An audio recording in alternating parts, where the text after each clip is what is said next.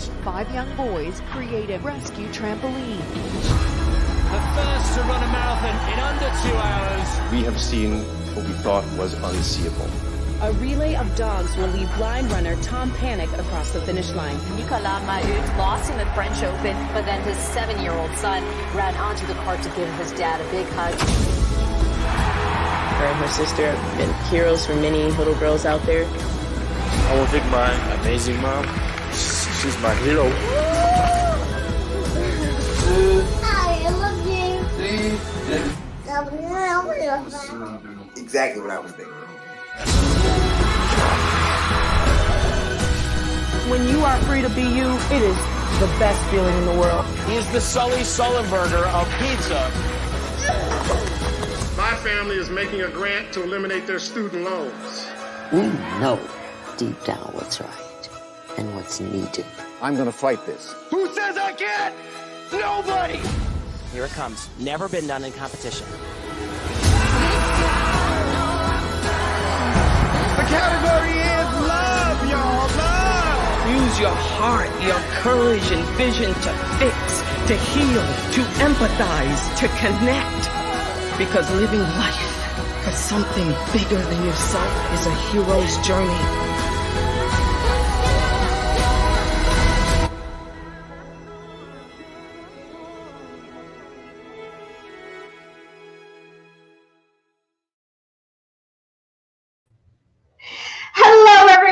Good morning, good afternoon, good evening, wherever you are joining from, wherever you are around the world. Welcome to the Power Up Hero Show, a show all about you being the hero of your story, a show that makes sure that you know that living a powered up life is not a simple feat. So right now, the fact that you're here with us in this space, give yourself a high five. It looks like this, sounds like this. And I want you to know that juggling a busy workload can be close to impossible. Sometimes we can actually feel like we're pulling superpowers from who knows where. And so I couldn't even be more excited to actually introduce my co-host, Megan Isasi. How's it going, Megan? How's it going, Lisa? Are you staying cool over there at your house? Oh my gosh, Megan, I'm so excited because, first of all, I want to thank you for being on the show. You have always been a hero in my life, so I just thank you so much. And I feel like we're closer and we're getting closer and closer together, like in all aspects of our lives. So it's just so many amazing things coming out. So we're just kind of sprinkling some unknowns for you. Later, we'll maybe be able to reveal all of that. But welcome to the show, Megan. Welcome. I'm so glad to be here, and especially on this very special day. Yeah. And I'm so glad that I'm sharing this space with some amazing people, including yourself, Lisa. Yeah. And I cannot wait to meet who our guest is going to be today. I try to stay off social media in the days coming, so I don't know who it is. Yeah. But every single time there we go. Yeah. I know exactly who that is. Yes. And so, did you meet Aislynn when you were coaching TEDx speakers? Or I remember Aislynn from when she was running for mayor, and I was at the city. Yes. I remember Aislynn from, what was it that Freelance Week? Yes. Oh my gosh, you have a good memory. Yes. And I also remember her. There's another event that I remember her seeing her and hearing her at. So I already have a ton of questions that are flooding into my brain right now. So I can't wait to get started. Oh, I can't wait either. But I also want to recognize that today is Juneteenth, Megan. I know. I am so excited. Can you believe, Lisa, that I only learned about Juneteenth 2 years ago? Oh, it's okay. Yeah. It's so crazy though. Like, why didn't anybody teach us about this in school? Nobody said anything about Juneteenth or Jubilee or anything. And so I'm so excited that I know about it now. I do wish I had learned and been educated about it sooner. Yeah. But I think today where I'm at, I'm just like, man, in gratitude because we are all free. Yeah. And just that alone, it brings so much gratitude to my heart.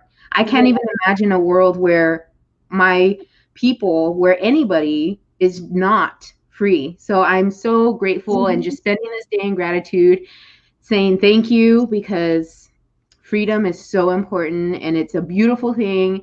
And I can't wait to see where we evolve to next.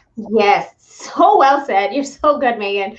I really appreciate what you said. And I think what speaks loudly for me is when you said we are all free, right? So, and I think the point here is that even though it was written in the Emancipation Proclamation that slaves are free, just the fact that it's written doesn't mean that it's the reality of some people, right? So Yeah.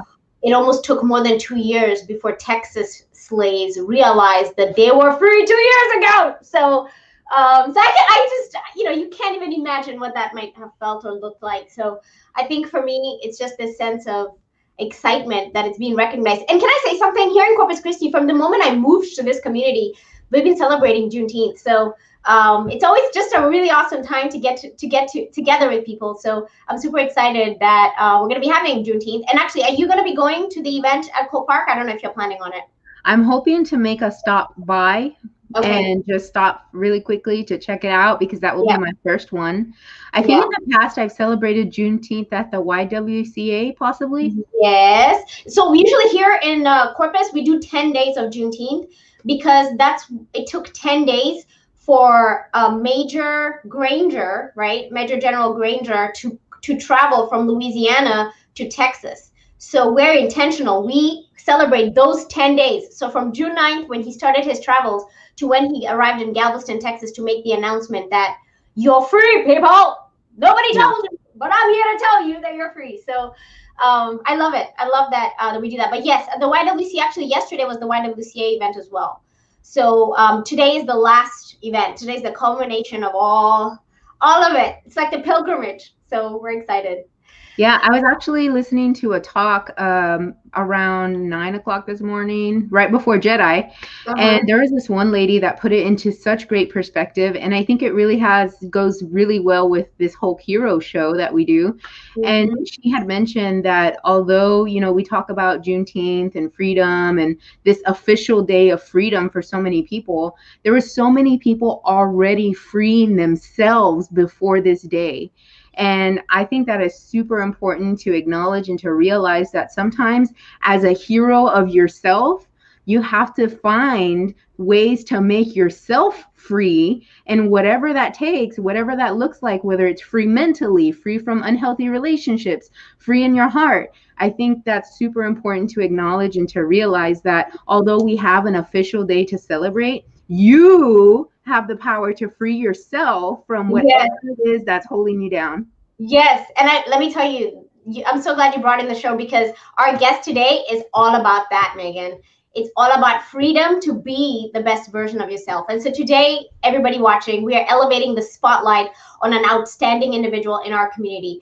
Our world needs more heroes today more than ever before. And if I would be remiss if I didn't mention a thank you to Vice President Kamala Harris and to President Joe Biden for making Juneteenth a national holiday. So now not only are we celebrating it as an African-American holiday, it's a national holiday for everyone to recognize.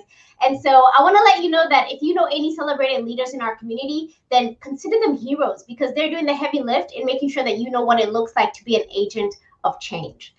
So our guest today is Aislynn Campbell. And Aislynn Campbell has been growing food on family land and community gardens and in her own backyard for over 3 decades. She's been honing her hands-on experience with learning about developing edible, 100% organic gardens here in South Texas. Now, I know Aislynn from the university, from Texas A&M University, but also from an organization called Grow Local. And she's actually the founder of farmers markets here in Corpus Christi. So I'm super excited to introduce you to Aislynn. Before I do that, I want to let you know that Aislynn is a communications professional with a background in agriculture, nonprofit management, pediatric and senior health.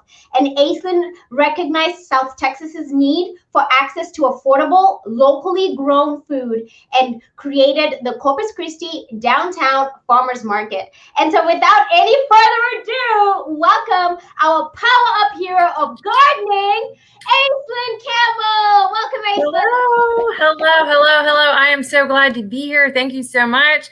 And I am so excited that I got to be here where the entry is talking about freedom, because I assure you there is not one single thing on this planet that means more to me than freedom. I do everything. Everything I do is about freedom. Everything. Oh my God, that is amazing. And you know, it's very clear, because I think you live your life almost with this air of freedom. You know, it feels like what you're doing is you go into spaces and try to free them up in terms of whether it's distress or whether opening people's eyes to the simplicity of what life is, right? And I think I see you sometimes and I aspire to be in your zone. You know, it feels like you have this energy around you that creates freedom, and that's what a hero is. You know, you just living your life, your reflection of what we aspire to be. So thank you so much for being who you are, Aislynn. Yeah, that's great. I love being me. Yes, we love it. Yeah, so thank you for having me. I'm so glad to be here with both of you guys and to talk to you about all the cool things that are going on in our world right now. So yeah, there's a lot, and I know you could be anywhere right now. So we want to thank you also for the time you're spending with us. So I just came out of the garden, literally. I'm like a sweat mess, and I was like rushing, and it's so hot. And Megan, you brought that at the beginning. Like, it is blazing. It went from the 70s to the 90s in like a week with no rain. All of a sudden, it's hot. So I've been managing that heat for real. Yeah. And I love the heat, so I'm good. I'm a bit on fire too. I get it. Out of my car. I love to cook. I don't know what it is. I guess everyone has different energy. So some people are cooler energy. I love the hot energy. So I love it. So Aislynn, as we get the show started, tell us a little bit about what do you do? How do you serve the world? Well, I found, I don't know, solid 30 years ago. And then after just like getting to know, spending a lot of time with family, I'm very loyal to my family. I also come from kind of a rural upbringing, and it just became really important to me to spend a lot of time outside. And my kids were little. I had kids pretty young. My oldest is actually 21 and my youngest is 16. And so I was a young mom, and I had to find places to get outside and get some fresh air and some sunshine and things like that. And I remembered that my grandmother's always gardened, and I had some upbringing in that. So it kind of just started happening. And then once I started gardening, pretty much everything in my life started to shift.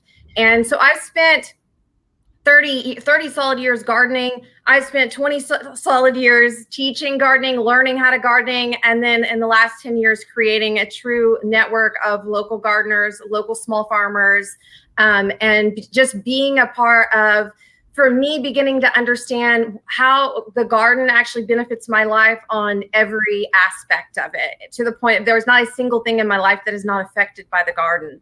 And, you know, what happened with the shift in the world after the pandemic and all of that was that I went to my priorities. I just decided that I needed to step back and pay attention to the things that meant the most to me. And as I said at the beginning of this, that the priority of freedom is really, really, really up there. But I don't believe you have access to freedom if you don't have all of these other types of things. If you don't have confidence, if you don't have self-care, if you don't have good health, like a whole mind, body, spirit wellness, if you don't have money. I mean, let's talk about all of the things that make life really able to be free. And I will just tell you that I have found not only relief, but inspiration, answers to questions, answers from source, like whatever. I found all of those things in the garden. So it's been the place for me to just really learn to power up my own superhero. Like, I learned about my superhero in the garden. Yeah. Oh, I love how you said that. And it almost sounds like the word holistic, right? So it's like you don't just see one aspect of yourself as free. How are all the parts of you free, right? Physical, mental, emotional. And then that really is the truth of freedom, right? Absolutely. Because like Megan said,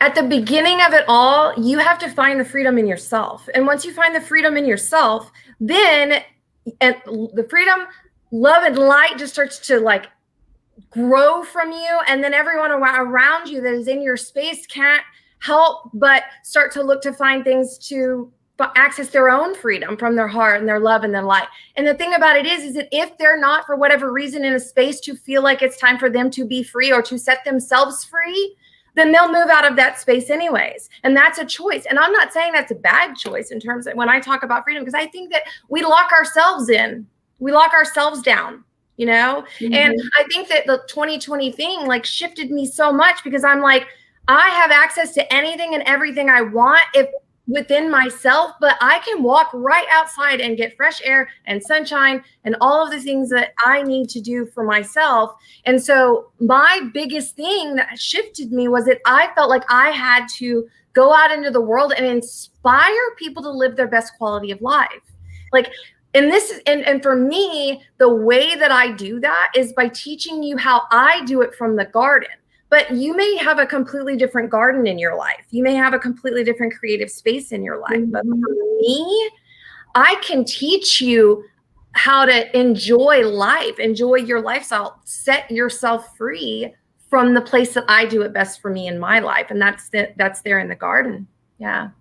I really love how you talk about people having their own creative space that's unique to them. I think that's so important. But what I love about you so much is that your creative space is not my creative space, but I want to be in your creative space kind of thing. And I always see your pictures on Facebook about what you're eating that day or what you're serving or what you picked from your garden. And I think to myself, I wonder, like, where did this come from? Did she have like a really great upbringing where her parents actually taught her about nutrition and vegetables? Because all I learned about was refried beans and enchiladas. Hey, there's nothing wrong with that, Megan. No.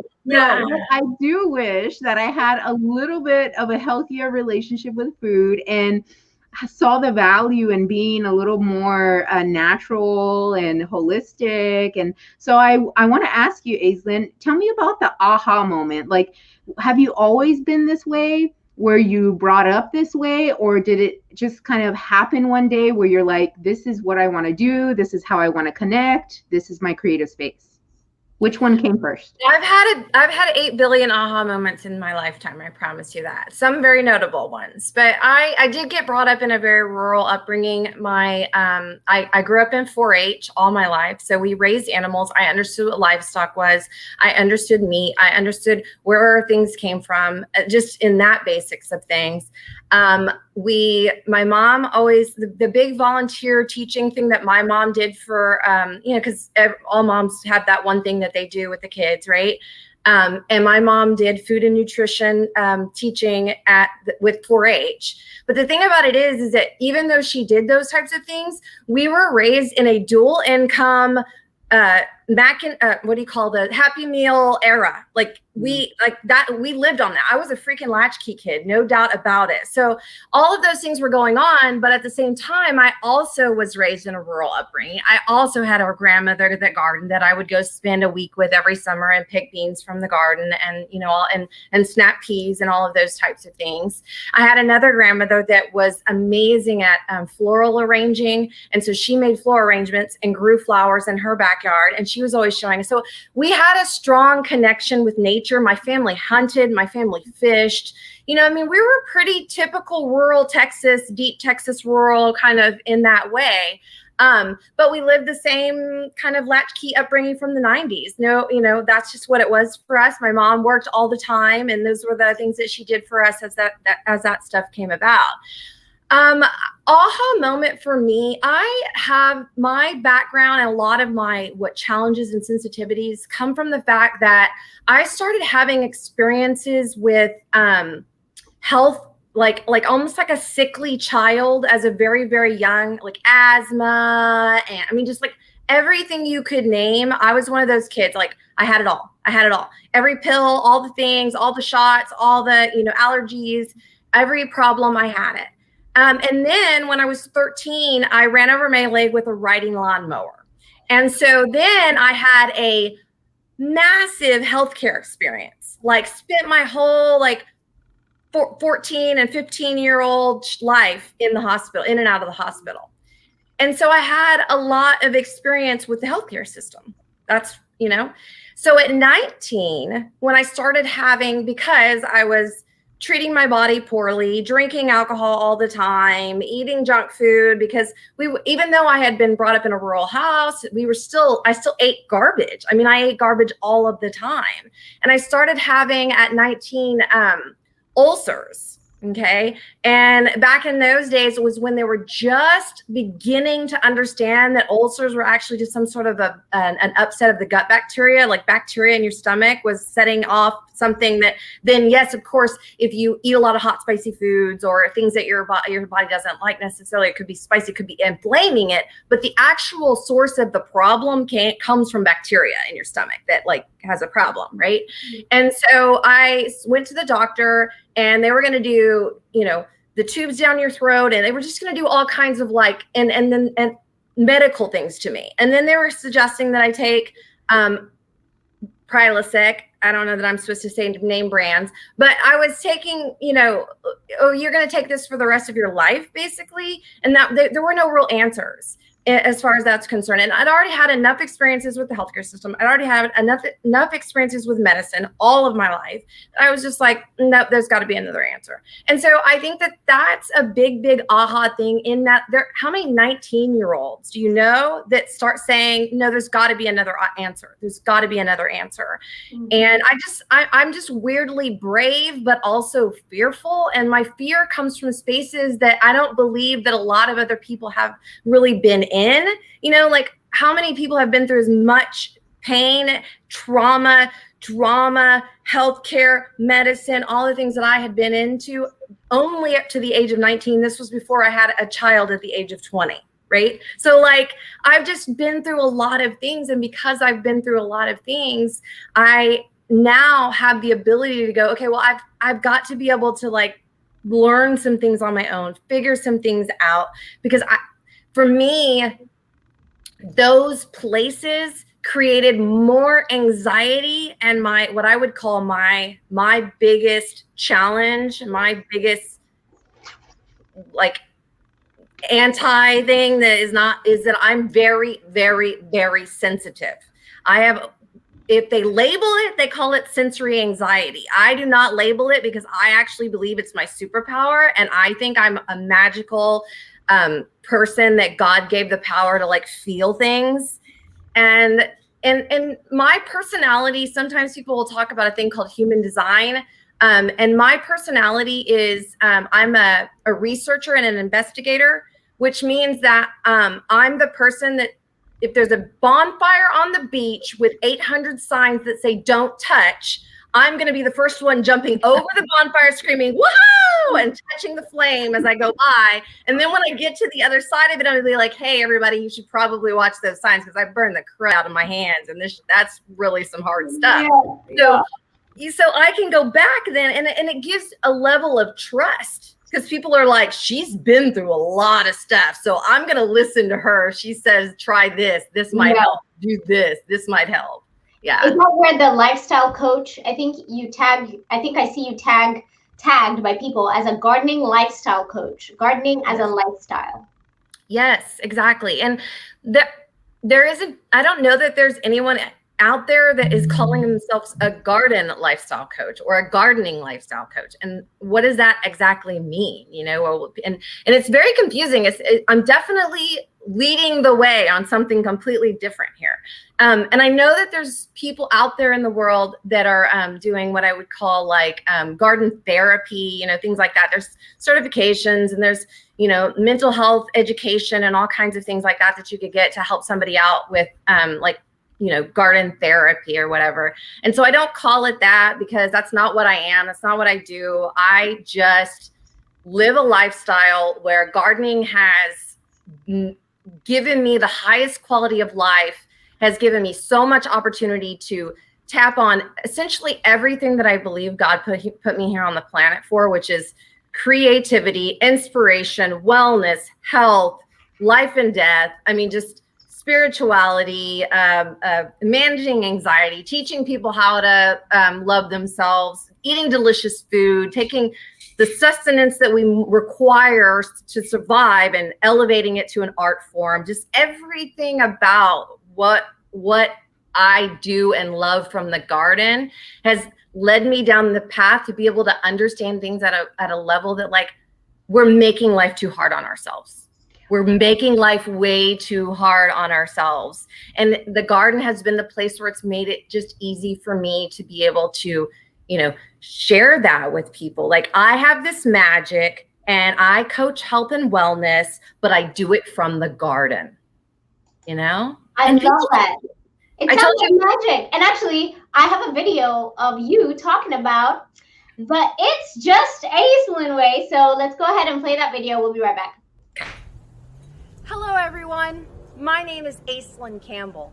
And after decades of working in the health and wellness industry as a marketing communications professional, the executive director and founder of a local nonprofit, and working on my family's land growing food and in community gardens, I want to connect with you and teach you the It's Just Aislynn way.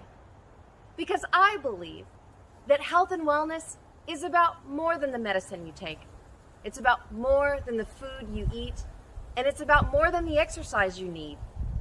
It's a lifestyle, and I want to connect with you and show you the It's Just Aislynn way. If you would please, dig into this website, get your hands real dirty, look at all the beautiful pictures. And so the website you're referring to, so I literally just grabbed that from your website, which, by the way, is beautiful. I love your website. It is so rich, and like, it just makes me want to stay there. It feels like a garden on your website.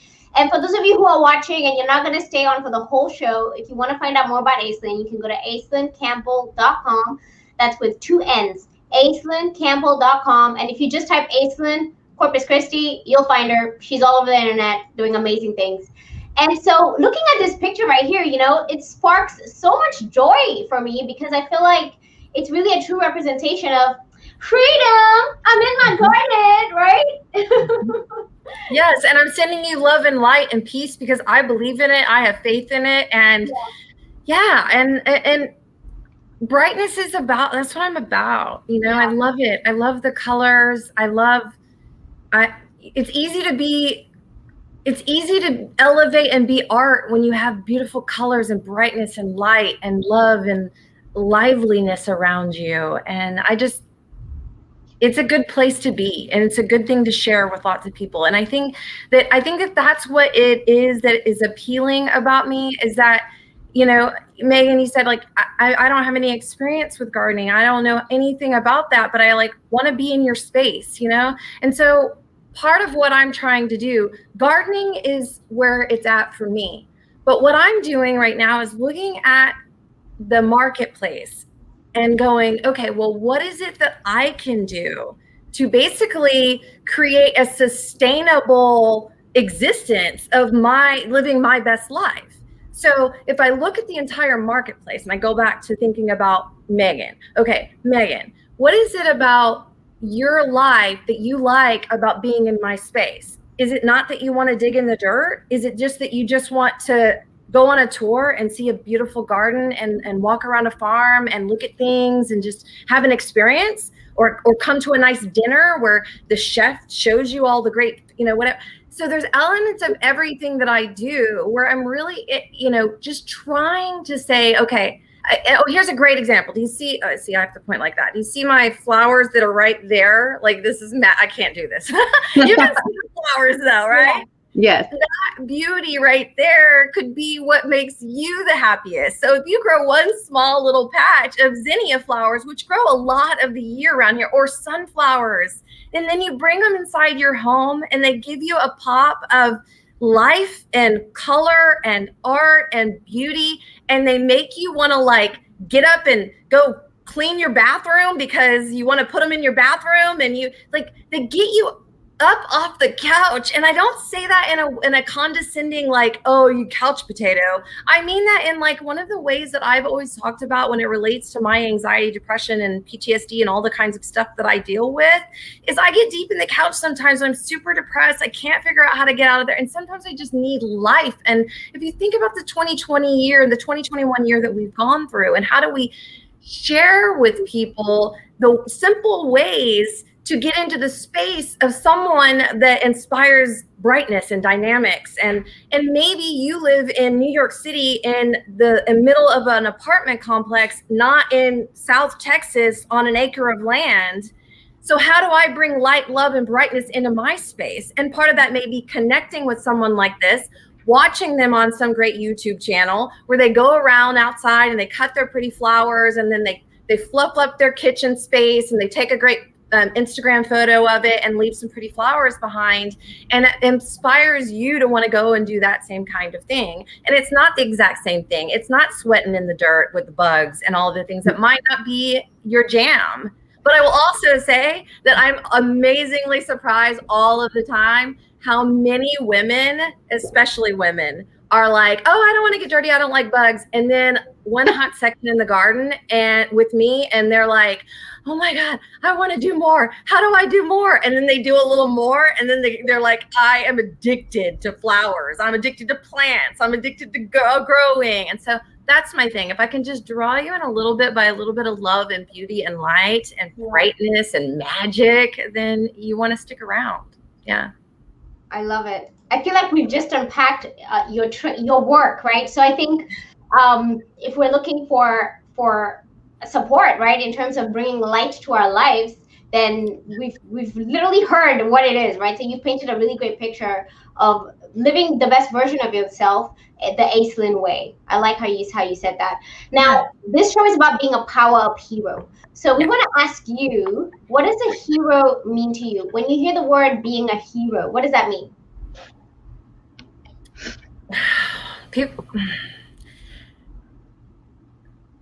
I have a thing that I believe that self-care is the most heroic thing that you can do on the entire planet. I think that if you fill your cup and you are to the top, brimming with light, love, happiness, health, vibrancy, if you filled your cup to the top and you are overflowing, and by the way, overflowing is a thing, like it's a thing, it's part of my like brand. I am overflowing with abundance. There is plenty. If I'm overflowing, then there's plenty to share. There's plenty to go around for other people. And I'm not okay, we're in this space and time right now where we're trying to get a better understanding of what compassionate action means. What does compassion mean? What can I actually do to support you? But then on the same token, we haven't exactly learned how to take care of our own selves, to set our boundaries, to light the fire inside of ourselves and stay off the couch, stay up and moving and doing the things that we're trying to do around, so we can then share that stuff with the other people around us, and it's not sucking us dry. You know, I mean, as much as I love the work that I did in the last decade of my life, this next decade of my life is about self-care. And I because I've seen what it was like to be in a place where I had the ability to be compassionate, to give. I gave so much away, I was making myself sick.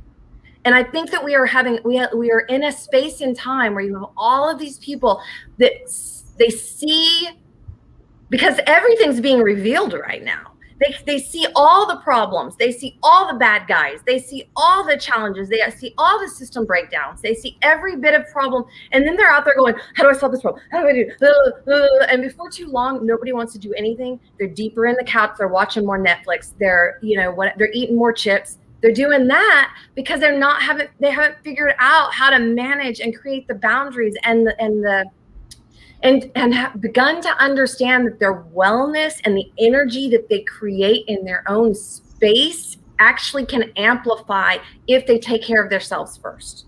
So the old saying, you've heard it a billion times, if you've got your children on a plane with you, put your mask on first, and then you can put their mask on. This is the reality that we live in right now. There are I was social justice warrior before social justice warriors were cool, okay? I'm telling you right now that you have got to pick your battles and you have to pick your priorities, and then you have to move forward with this like compassionate action. But you can't do any of that if your bank account is zero and if you don't have any energy inside of your personal bank account, and the list could go on. You're too sick to do the things you need to do to take care of yourself. The list could go on and on and on. And I'm clearly very passionate about this because I've lived a life of just allowing myself to be sucked dry because I believe the right thing for me to do was to take care of other people. And I'm a heart-centered, heart-giving type of person. And I'm giving my heart away before I've even filled my heart up. And I think we've been preconditioned to believe that you have to, that just keep giving away, because if you just keep giving away, someday it'll come back to you. Someday it'll come back to you. But the thing about it is that if you amplify the energy and grow the energy inside of you, there's no way that you can't affect in a positive manner everyone around you. You will. I promise you, I'm living the life of what I would consider a superhero.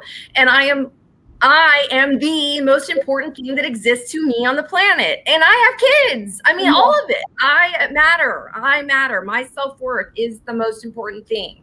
Yes. So and the only way you can be super mom is by being super Aislynn to give to your kids in the overflow. I love it. Yeah, Megan, she's our people. I feel like you gave the definition of what we call a hero, which is you are the most important thing as an individual. How are you managing your life?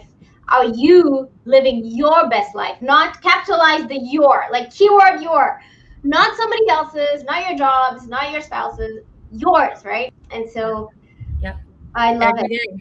I love it so much. Yeah. So Aislynn, I've actually heard you talk a lot about your superpowers. It sounds like you have a ton of superpowers, and I want to hear more about them. So as a Power Up hero, what would you consider your primary superpower? And I'm not even going to limit you to that primary, because I already know you have stated many of them and I've caught a few of them, but I'd like to hear more about what you consider your superpowers to be. Okay. Well, I believe my superpower is inspiring people. I think everywhere I've gone, all throughout my life, there's just something about me that when I walk into the room, I set things on fire. Now, I will tell you, there's good days and bad days. So some of the past, the trauma, the things that I've gone to that have created another superpower of mine, which is my sensory power, my sensitivities, my feeler power, is that people like me that set the room on fire sometimes burn the whole house down. So I've had to learn how, and I keep going back to 2020, and I think because it was just such an amazing shift in time for me and the whole world for that matter. But I learned just this year that my superpower, I love Kanye West, by the way. I'm a fan. I know not everybody is, but I'm a fan of Kanye West. And my favorite album is Ye. I love it. And he talks about his superpower. And he has a whole song where he talks about his superpower. It's bipolar, because I've been called bipolar most of my life. And I am like, this is my freaking superpower. I have sensory overload. Let's quit calling it anxiety. Let's call it overflow. Let's call it like, I can walk into a room and decide exactly whether I want to be there, don't want to be there. I can walk into a room and decide whether I want to change the whole entire spirit of the room. I'm not kidding you. When you talk about superpower, I feel like it is a superpower. I do things people can't do. I'm not saying they can't. Wait, that's not right. They can do it if they choose to, but most people won't tap into that. And I know, man, when I walk into a room, I know if it's good or bad. I turn around and walk out. I don't put myself in a space where harm is going to come to me, because I know what harm feels like. I know what it feels like. So all of that PTSD, that post-traumatic stress disorder stuff I've been through and created in my life or whatever, has put me in a place where I'm like, I know what that feels like. That's not good. My intuition has told me before, get out now, go now. And I learned to listen to it, and I learned to pay attention to, like, one of the things that I think is so essential for health. And this is a thing that aha moment for sure that I learned as a very young age. I need to understand what my body feels like. And if I don't pay attention to the physical harm that's happening in my body, then I'm not paying attention to like a holistic, the whole picture of mind, body, spirit, things that are going wrong. Something's going wrong in my life, and I have got to make a shift to that. And so this last year, okay, so in 2019, I was diagnosed with hyperthyroidism, and I was having some major issues, really knocking me back. And it finally put the icing on the cake for me of something I have known about my physical person, my sensory stuff, my superpower all of my life, is that when I wanted something to change that I didn't like in my life, I make myself physically ill. I manifest illness and disease, okay? And I have a whole track record of it. I have preterm birth. I have, a lifetime of illness, disease, all related to the fact that I didn't like something going on and I needed to change it. And at the end of 2019, I had learned that I had to leave gracefully a nonprofit that I literally had birthed and lived the life of for the last decade of my life. And I wanted it to live when I left it. But it was scary as heck. I didn't know how to say no. I didn't know how to say I can't anymore. I didn't know how to, my partner who was with me through the whole experience, tell him, I'm leaving you. You're going to be you're still on the board. I'm leaving. I'm out. And I don't have another job. I don't have another option. I know that I'm sick and I know I have to go take care of myself. And so when I went and shifted that life and then shifted through a few other little bumpy roads or whatever, came out on the other end of that, completely healed, no medicine at all for an autoimmune disorder that once you take it, they tell you you're going to be taking that medicine for the rest of your life. I literally went through a 6-month period of my body telling me I was not in a good place and I needed to move. And when I talk about sensory and when I talk about feeling and when I talk about healthcare and all of those things, is that's my God source power. When I feel it, I recognize it, I pay attention to it. And this last year, 2019, that was a solid aha moment. When I feel pain now, I stop everything and start paying attention to everything that's going on in my life, because something has to change. Something has to change. And I can either do it now when it's like a tap, or I can do it later when I've got Bell's palsy and my whole face is falling down. Right? I'm not to be a jerk or make fun of people, but because I touched my face, and that was like, I wanted it to be a physical story for you to understand. Yes. First, you feel the tiny tap, and then your body kicks into a full-blown disease. And at that point, you can either just go say, I have no responsibility for this at all. I'm just going to go get the things that they can give me to solve the problem. Or I can look at the whole picture and include that as help while I get through it, while I figure out how to, because I went to the medicine. Don't hear me wrong. When I got diagnosed with hyperthyroidism, I went to the doctor. I got the diagnosis. I got the medicine, all of those types of things, but I did not stop looking at every single thing else that was going on around me. But I knew that it had gotten that bad because I had ignored for a solid year or maybe 2 the idea that it was time for me to start shifting to a different stage of life. Yeah. It was time for something to change in mine. And that is a superhero power. That is an important thing. And we all have our own, some people might be able to see things I can't see, or hear things I can't hear, or smell things I can't smell, or whatever. I mean, there's a billion things that people can do that I don't necessarily do the way that they do, or at the level that they do it at. Yes. But my superpower is sensory. It's sensory stuff. That's what it is. I love it. And it sounds like you like paying attention to trusting what your body is telling you, right? So whether it's a physical sensation or something visual that you saw, whatever it is, trust the energy in the space you're in, right? Well, but that's a spectrum too. And I want to be fair to say that, like, this is like the thing that I used to talk to people about diets. It's like, don't try to jump where I am in your diet changes, in your lifestyle diet changes. Like, just stop drinking soda waters, right? That was my like simple answer to that. But it's the same thing with like beginning to trust and have faith in your self-care and your ability to take care of your health and wellness, and knowing that you know your body better than anyone else does. It takes time. Yeah. I started learning things about my body. I started taking radical responsibility for my own healthcare at age 19. But even before that, I'd already had a billion experiences. So I literally have 42 years of developing this superpower. Yeah. And so all I'm doing now is not saying, oh, run out, stop taking all your medicines or whatever. What I'm saying is get to know somebody that has some experience with it and start learning where you can begin to let go some of the pain that you've held on to that is creating disease in your body. Mm-hmm. So I know we're kind of running short on time, and I do have a couple of things I want to point out here. So the first thing I want to point out here, Megan, is you pointed out that Aislynn did run for mayor. Remember? Yes. So I want to point out this photo, which is Aislynn and her baby. That's my baby. That's when you were campaigning, right? Yeah, it was in 2018. So I think that might have been on election day, actually, on voting day. On voting day. And I have a little video, so let's watch. And Corpus Christi residents will also be voting for a mayor and city council members. One candidate just announced today. Aislynn Campbell says it's time for some 21st century leadership in Corpus Christi. The executive director of Grow Local filed her paperwork at the city secretary's office earlier today. She says she's excited to run for mayor and sees this as a turning point in the history of Corpus Christi.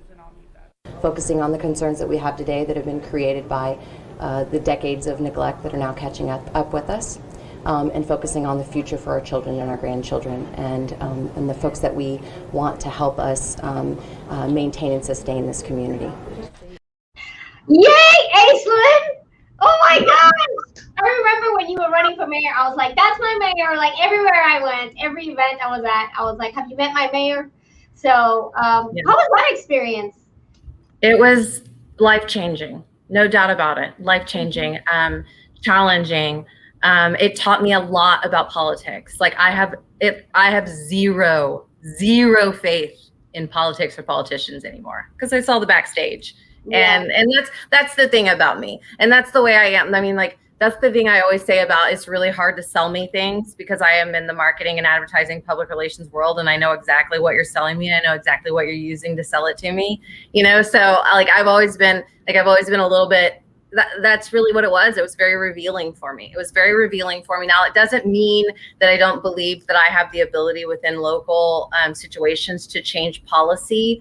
But for me, it basically just, what I did, I achieved exactly what I intended to achieve. Now, don't mishear me. I like to win. So I went into that with the intentions to win, but I also knew the likelihood of that happening were very, very small.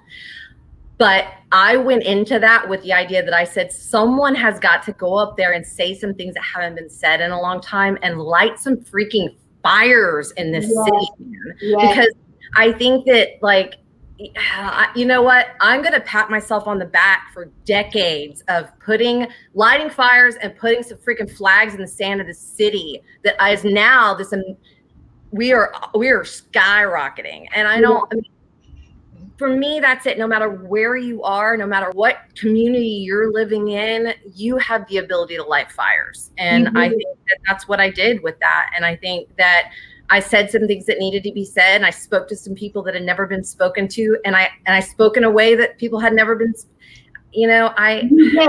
And you showed up so authentically. It didn't feel manufactured, like some company came and hired you to run for mayor. Like it didn't feel like that. It felt very much like a local movement, right? So it kind of flows in with, you know, your initiative you started, which is you started the Corpus Christi Downtown Farmers Market, and then eventually the organization that you just left, which is Grow Local South Texas, which, by the way, can I put up this photo?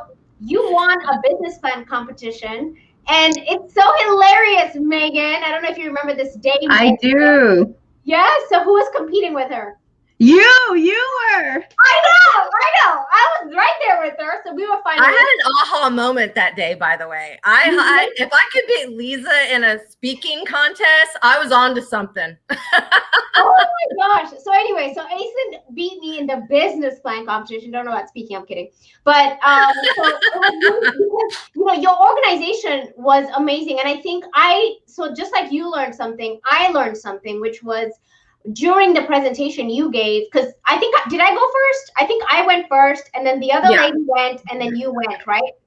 I just remember going first, so it was over. And then sitting back, and then the other lady went, and I was like, okay. And then you went, and it was so, your presentation was like so simple. I don't know whether I should say it's simple. It was so simple, but it wasn't easy. But you understand how I think it just made sense. Like, grow And I gave up a in terrible South speech. Texas. Terrible speech. No. And I know that's how you felt, but in the audience, I felt the authenticity of it. And I think right after that is when we heard about you deciding now you went for mayor. So I think for me, that was just the beginning of a revolution of understanding that sometimes in life, being an agent of change is just going into uncomfortable, spaces, right? Because even, I don't know what about you, but when I entered that business plan competition, I was not planning to be a finalist. Like, I literally entered because, all right, I'll just enter. And it was like 2 days before the deadline. And I just thought to myself, like, I have an idea, but it's not a business right now, right? And I mean, eventually we ended up starting Axum Foundry, which was birthed from that business plan competition. But I think, like, anytime that you're talking, I hear you say light a fire, step into your uncomfortable spaces, right? So have courage. So I just think, like, that's why you're a hero for us, because you keep doing that over and over and over. And another big way that you're a hero for us is you've given a TED Talk, and actually not even just one TED Talk. You've been invited to give 2 TED Talks. So you have 2 TED Talks under your belt. And I know that we're kind of running short on time. So I do want to just play just a little bit of the first talk that you gave, which, I mean, it feels like a lifetime ago, in 2012, Aislynn. Yeah, a lifetime ago. Talk. Yeah. And this was the beginning of what you called the food revolution. So let's just watch a little bit of it.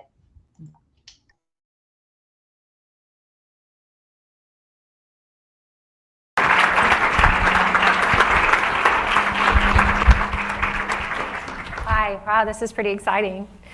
All right, I just want to give you a little bit of background about myself. My family and I, about 2 years ago, started Freedom Harvest Farms, where we grow some of our own vegetables and share that with a community-supported agriculture type program. We also started the Corpus Christi Downtown Farmers Market in March, and that's been going really well. And about a year ago, I started a social networking campaign to help our community know more about the healthy lifestyle choices that they have available to them. Now today, what I really wanted to talk to you about is this idea of a revolution that's happening right here in our community. And the basic concept of a revolution is simply that it's one person or a small group of people's great idea that that the society begins to take on and adopt. And my kind of way of looking at that is that there's a stone or a catalyst that we toss into the pond that causes a ripple of energy and creates a tidal wave of required change to make some sort of change in our community or in our world. And today I want to talk to you about the food revolution, and I want you to keep in mind that I am a pretty average person. I don't have any.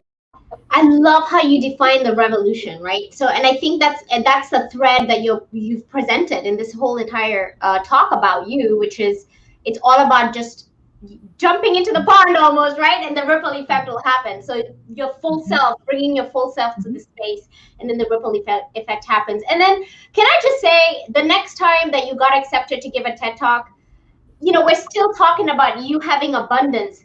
And on the day, and I'm proud to say that on the day that you were giving this second talk, I was the curator of this event, and you showed up for your filming, and you were vibrating, like glowing, like if there was a temperature, you were like heating up the entire space. You were all the heat in Corpus Christi, let's just put it that way. And it was just amazing. I think this talk, when you gave this talk, you lit the entire space on fire. So let's just watch a little bit of it, okay, Aislynn?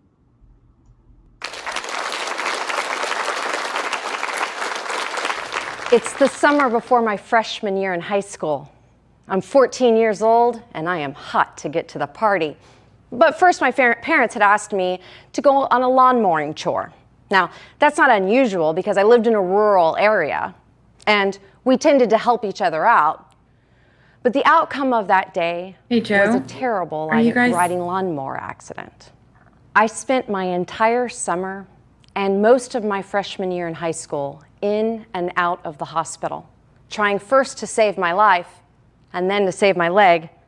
And as you can imagine, a 14-year-old dealing with the healthcare system like that, well, It creates an interesting full body awareness like no others.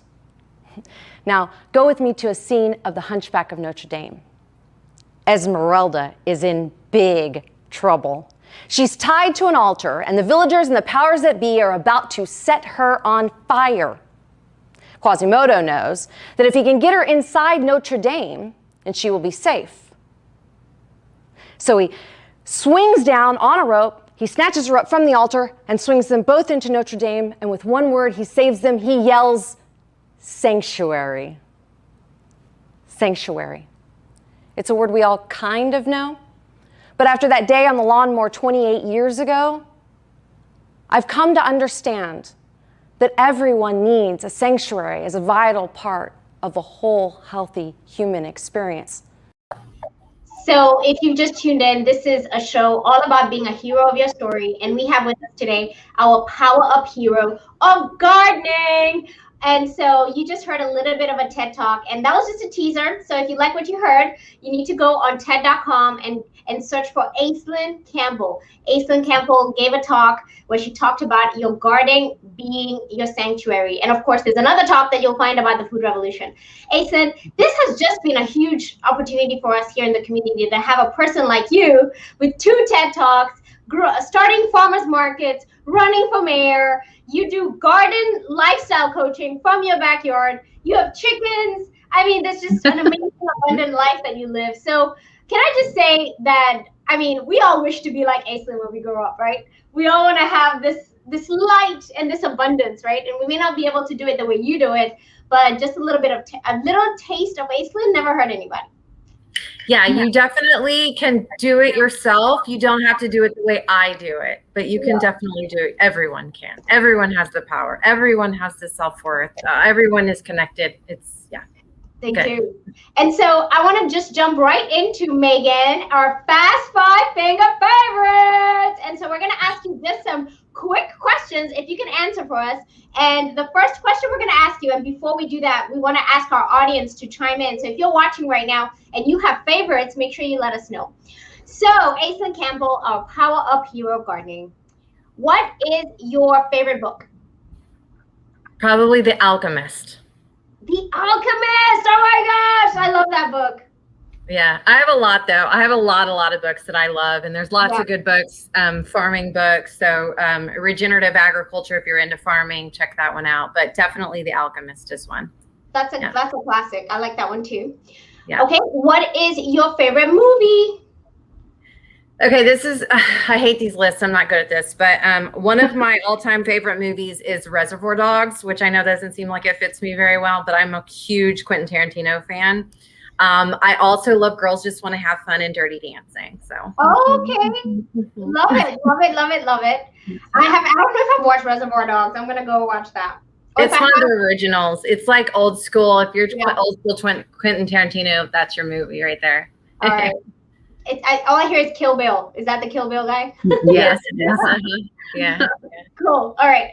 Okay, so this is the third one. Aislynn Campbell, Fast 5 Finger Favorites. What is your favorite song or something to listen to? I don't have a favorite song, but I love Tribe Called Quest. I'm an old school triber. And I also am a huge fan of The Alchemist. I mean, sorry, I said that already. I'm a huge fan of the Avett Brothers, which is like folk music of today. They're very inspiring. They remind me of me because I think that they've had a lot of pain and drama and trauma that they have overcome through spirit and love and light and living in their creative arts. Yeah. Awesome. Love that. Yeah. And then for the next one, what is your favorite quote or phrase or something that you like to say or hear? Okay, I had to think about this. I have a lot, but the best thing I can come up with that matches me and that I use the most often is from Alice in Wonderland. And it's, I do 6 impossible things before breakfast, which really is freaking me because I'm up with the chickens and I've done 6 impossible things before you've even gotten up out of bed. Oh, I love that. And that's actually swiftly into the next Fast 5 Finger Favorites, which we like to call the Wake Up to Power Up portion of our show. How do you wake up to power up? If you had a perfect day, how would you wake up in the morning? How would you meet the day? I began many years ago realizing the first thing I needed to do when I woke up in the morning was to be thankful for every little thing around me. And so like I like start to wiggle in my bed and feel my sheets and feel how good it feels to be in my bed and start to think about the coffee that's coming. And then I go and I make myself a cup of coffee and I drink a glass of water with lime juice in it every single morning right up the bat. That's the first thing I do. I make my coffee. I've done some gratitude. I go outside in my backyard. I let my chickens out.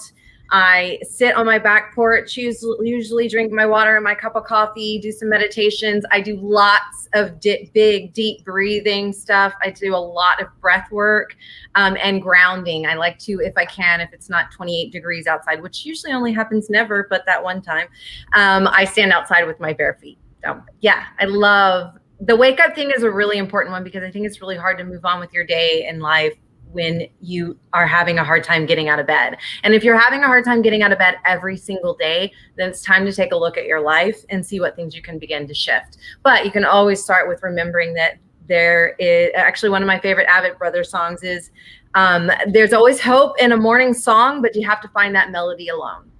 Ooh, I like that. So I'm definitely finding Avett Brothers on Spotify. There's always hope. Oh my gosh. There's hope in every morning song, but you have to find that melody alone. Yeah. Yep. I love that. Sorry. Ooh, Aislynn, this is not part of the five finger favorites, but I want to know what your favorite food is. What's your favorite food? Yes. Probably crawfish, actually. I know that sounds great. Girl, I love crawfish season, but also black-eyed peas. Black-eyed peas. I think I'm a Southern girl, like for real, you know. And then also Indian food. I love Indian food. My favorite food is just food I love to eat. I live a whole entire life where all I do is talk about and work on eating delicious food all day long. All day long. I mean, I am the healthiest, fattiest eater you've ever met. You know what's funny is, okay, it's not funny, but it's funny to me, I guess. Anyway, this is how I know that I'm not a joke teller. Somebody once said, they were like, oh yeah, what's your favorite food? And they just said yes, right? So they like all the foods. Right? And that kind of reminds me of that, right? So I think sometimes no matter what it is, yes, you eat healthy, but you also appreciate the fact that a full spectrum of taste in your taste buds is good. And it's always like there's this concept of the 80-20 rule, right? With eating healthy and also celebrating the fullness of the life that we have. Yeah. Experience, enjoying it, and like everything. Life to me is about the moment that you're in. So if you're eating the food, it's to taste the food. If you're drinking, I mean, like, okay, think about this. And I'm very, very particular about this in the morning situation. When I drink my water, I appreciate how good for me it is and how it's flowing through every cell in my body and how it's bringing life into me. Water has become, without a doubt, the most important thing to me. In every political conversation I'm paying attention to today, it's all about water. It's all about water because everything is telling me that we need to pay attention to water and we need to drink more water and we need to appreciate water and we need to take good care of our water and we need to stay by the water as often as we can. That's why I live on the coast. That's probably why y'all live on the coast too. I feel like when we go to the beach or whatever, that's my self-care, just being there. I feel like the water just like, it's like it pulls everything away. Definitely. All the impurities just are left there. So that's awesome. Okay, so Power Up Hero is also about using your time wisely. So we like to ask our heroes how they capitalize on their time. So do you have any tips or hacks on how you spend your time wisely? I do what I want. I know that sounds a little crazy and far-fetched, but I do what I want. And when I do what I want, I get things done really fast. And I've learned not to work harder because working harder doesn't necessarily mean that I'm coming up with a good solution to things. I've learned to listen to my higher power telling me when this may seem far-fetched, but I'm going to call it what it is. It's a portal. And if your higher power tells you, go that way, even if it's go that way and sit on the couch, because all of a sudden you got the idea to a project you've been working on for 5 weeks, and you were working and working and working and working, and all of a sudden, boom, you got the answer right there, right then.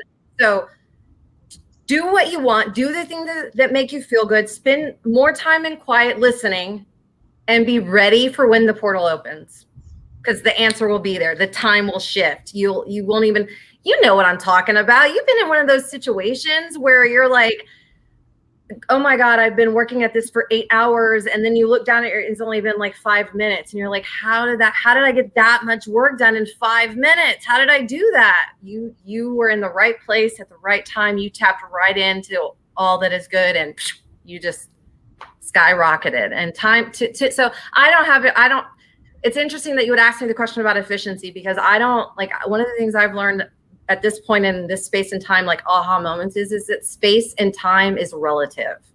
So I create more time. That's what I do. By doing what I want. By doing what you want. And I think, so there's a book, and I was looking up the name of the author. Her name is Dr. Langer. And I just recently read it, and it's called Mindfulness. And it's actually in its 25th anniversary. Anybody who's ever written anything about mindfulness started with her. So she did the research before people were even thinking about it. Anyway, long story short, she talks about that. And she talks about how when you pay attention to even the way you're drinking your water, when you pay attention to everything you're doing, it just seems like you end up in a flow of living your best life, which means working your best life, which means whatever it is you're doing, just put the adjective there, and it's the best version of yourself while you're doing it, because that's what you wanted to do, right?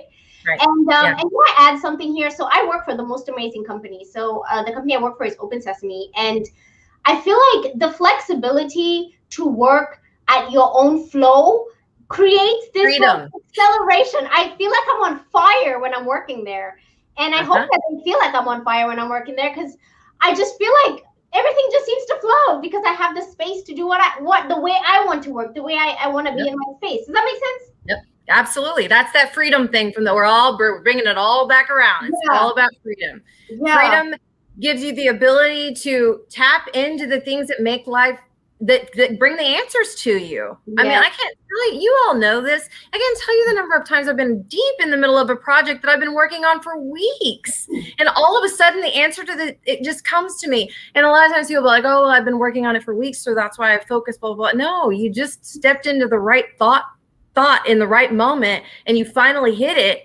And if you'd have done more self-care, stepping into the right thoughts in the right moments, the quiet times when you connect in, ground in, take the time to have the space and be in the moment, you would have accessed that 5 weeks earlier and not spent 5 weeks working on the project. And I find it very fascinating right now, because we just sat at home for 2 years, basically, or 18 months. You are about to see our world explode with exponential. I mean, if you thought we were moving fast through the cell phone era, the new cell phone era, oh no, it's about to get way faster. We're about to see so much innovation, because we all had time to sit still and be quiet for a minute, and like, doom, doom, doom, doom, doom. Like, and it's that, right? So we primed all the brains of innovation to create, right, and to innovate. I love that. And so as we're coming closer to the end of the show, one of the main questions we always like to ask is a forward-thinking question. So we talked a little bit about your past. We know what you do now. Imagine yourself 5 to 10 years from now. What do you see? My wants and desires are that I want me and my name to travel the world, talking to people about health and wellness, and the way I do it from the garden. So that's what I see myself doing. And I don't know how. I don't know what that looks like, and that's not my job. My job is to do the things today with each moment, as I move forward with each moment, with that I've already put out there to the universe what I want. The universe knows. I've been asking for it all my life. It's been coming and coming and coming more and more and more, and that comes with all the freedom that comes with that. That comes with health, wealth, support, community. People to follow, people to lead. It comes with everything. It's just this mind-blowing opportunity to grow abundance, while I inspire quality of life in not only myself, but the world, sharing my magic about health and wellness and doing that all from the garden for the rest of my life, sustainably, basically. I love it. And you're already on your way. And we know Oprah's watching right now, so she's coming to get you. So, hi, Oprah. You can just call my God. If you want to contact in the podcast we do the podcast. We're asking Oprah to call you. Call me. Yeah. Right now. Down there. Put you on her plane and like get you wherever you need to go so more people can find out about you. Absolutely. And so that's pretty much what we're talking about right now, which is how can people get in touch with you. But I want to throw up your website again. So this is your beautiful website, which I love. If you have not gone to Aislynn's website, you just need to go because first of all, her Instagram feed is just on fire. I mean, you'll just be happy, you know, when you're flowing through your feed, just add Aislynn to your feed. It's going to be positivity, positivity, positivity. And then the other thing I wanted to bring up, Aislynn, was you do have an opportunity for people to get in touch with you in regards to your services on your website. So, and I think it's mostly about your garden lifestyle coaching work that you do, right? I mean, I know you have your podcast with your partner, Joe. Yeah. And so maybe just tell us a little bit about what we're looking for when we come into your website and we want to engage with you financially. Yeah, so I do several different types of consultations. Another consultation I do is helping small restaurant businesses know how to really engage the local farmers and create menus and how to do it step by step. So I do a consultation about that, as well as the edible landscape consultation, different types of opportunities for coaching, absolutely public speaking events, workshops. I've done a ridiculous amounts of those for conferences and all kinds of things like that. I also do for the locals sell produce from my farm, from my garden here. I have I call it an online farm stand. We do farm to table events out at our farm. My fiance and I are actually going to be moving out to the farm in Taft. So I'll be moving out there very soon. I do a YouTube channel with lots of videos up. I do lifestyle videos. I do gardening videos, and I'm about to start coming at you with some other things as well. I also have another thing that's pretty fun. That's new, a brand new launch called Aislynn's Larder. And it's basically like the pantry for some chefs, and it's an investment project, which basically means they pay ahead of time, knowing that they're going to get the first dibs of my overflow of abundance. And then there's some opportunity there with some of the business restaurateur consultations where I can help support them really get some farm to table initiatives happening in their business. And I already had one initial investor, and I am so freaking excited. You know, so it's good, but we have lots going on. Farm is growing. We're making wine. I mean, you guys, please just find me. Oh, go check out my YouTube channel and follow me on Instagram, because I'm telling you, you're going to be, there's so much good stuff coming from me from all over the world. I'm coming at you. And all of this, if you notice on the very top of her website is all her social media links. So on the top right-hand corner right there, you can see YouTube, Instagram, Facebook, Twitter. Please connect with Aislynn Campbell. We love our Aislynn, and we're just so lucky. So, you know, it's not every day that we're celebrating heroes in our own backyard, right? Sometimes we're with people like where are we? Like in London, right? We were in London the other day, Megan. Yeah. So we have people from all over the world, and so we're just lucky to have you in our backyard, Aislynn. Literally in our backyard. So thank you so much for being on the show today. We really appreciate your time. I love you ladies so much. You made this so much fun for me to be able to come in and help support you in lighting up the world, because this is huge. And I know the whole world, man and woman, are making some massive changes, but I'm telling you right now, we are coming. Us women, we are coming at this world. We are rising up. And when I rise, you rise, we all rise. Ooh, sounds like a Maya Angelou quote. I love it. I love it. I love it. All right. Yeah. Thank you so much, Aislynn. We'll see you next time. Bye. Bye. Oh my gosh, Megan, I love Aislynn so much. I know, she's sharing her magic with the world, just like her website does. It's funny because I looked at the time and I was like, oh my gosh, we've been talking for a long time. You could listen to her talk forever, which is probably why her YouTube channel is so popular, because I think she just turns on the camera and goes into her backyard and just talks while she's gardening. So it's really kind of cool. So one of the things she did mention to me was that one of her friends' kids, instead of watching YouTube Kids, they just put Aislynn on the TV because, she has her red hair and she's all fun and she's in there with her chickens and stuff. So it's kind of fun for kids to watch. So I thought I could do that. I could probably put Aislynn on our TV and see whether there's a connection. And then I was actually even thinking like, okay, so now we tagged her as the PowerUp Hero of Gardening. So when she starts her kids show, she'd be like, "Hi, I'm Aislynn Campbell, your PowerUp Hero of Gardening," with her red hair, right? It's like her kids. Yeah. And then and my superpower is inspiration, and I'm here to inspire you. And then she can talk about what her message is, right? For the kids. Oh, I know. That would be so neat.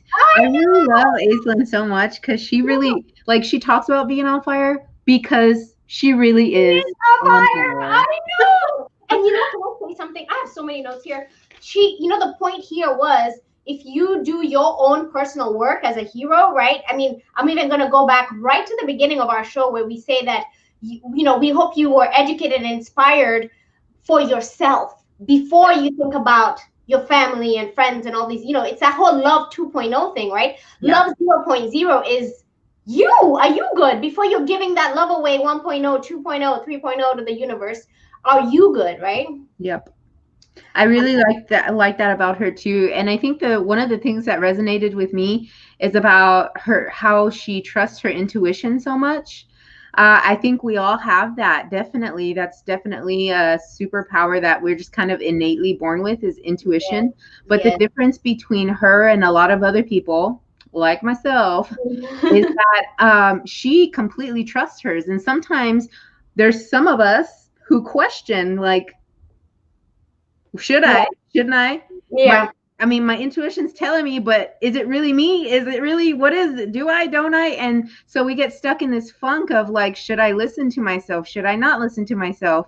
And so I really admire that about her so much, that she has just learned to just listen and trust and go. Mm-hmm. And that's courage, right? Courage to be a hero. Courage to be the best version of yourself. Courage to step into your best version of yourself. I love it. And I like how she said, "Ooh, I've had 8 billion aha moments." Yeah. I was like, oh my gosh, I love that. I love that so much. Self-care is the most heroic thing you can do. Fill your cup and feed others with the overflow. Oh, I love it. I love doing amazing things. Ooh, Kanye West. I don't know whether I just haven't been paying attention, but I need to go listen to some Kanye West then. I haven't listened in a while, so I'm going to have to check out that song that she mentioned. Yeah, so there was lots and lots of stuff. In fact, when she was talking about the water thing, I got thirsty. So I think I really like how she talked about really feeling the water. And actually, so in this book, the mindfulness book, the lady talks about how the way you consume the product, whatever it is, whether it's your coffee or tea or water, actually changes the chemistry of it because you're being mindful of it. There's something about the chemical reaction of the water, and it goes into your cells easier. Like whatever the goodness is that's needed goes easier because you're paying attention. If you're not, it just goes through you because you're just kind of like, it's like eating healthy, but you're rushing, right? Yeah. It's not going to help you as much as if you just really took it in, stopped and enjoyed the food. So there's a lot of awesomeness in that book, Megan. Mindfulness. Dr. Langer. She's really awesome. She works with the team at Harvard, so she's a Harvard professor, and she has a team that does all the research on mindfulness. Yeah, I love it. And her hack was mindfulness. I love that. Oh, Megan, I could talk to you for hours about being a hero. So thank you for being here on the show. Thanks for having me. I'll see you at Cole Park. Yep, see you at Cole Park for Juneteenth for the crest. Bye. Bye. And there you have it. Our PowerUp Hero Show is over. We had Aislynn Campbell, did not want her to leave. And so for those of you who are wondering how to get in touch with Aislynn, I'm going to drop her link again because I think it's super important for everybody watching to go to AislynnCampbell.com. Go to AislynnCampbell.com and find out more about the hero that we just interviewed. Now, do you know a hero in our community, a role model, somebody who is doing above and beyond and really truly leading a path on how agents of change should be? Let us know. Visit our website, poweruphero.org, and nominate them to be on the show. And if it's you, yes, you, be bold, be courageous. We know you're remarkable, and we want the world to hear all about you and your heroic story. So go to our website, poweruphero.org. poweruphero.org. And also, wherever you are watching, please subscribe to the show because we don't want you to miss the next episode. We hope that you are educated, we hope you are inspired, and we hope you are encouraged to be a hero in your life, not only for the community that you serve, but also for the teams that you are blessed to serve with, for your family, for your friends, for your career, but most importantly, for you, for yourself, because our world needs heroes today more than ever before. And I hope you make today a Powered Up day. Bye.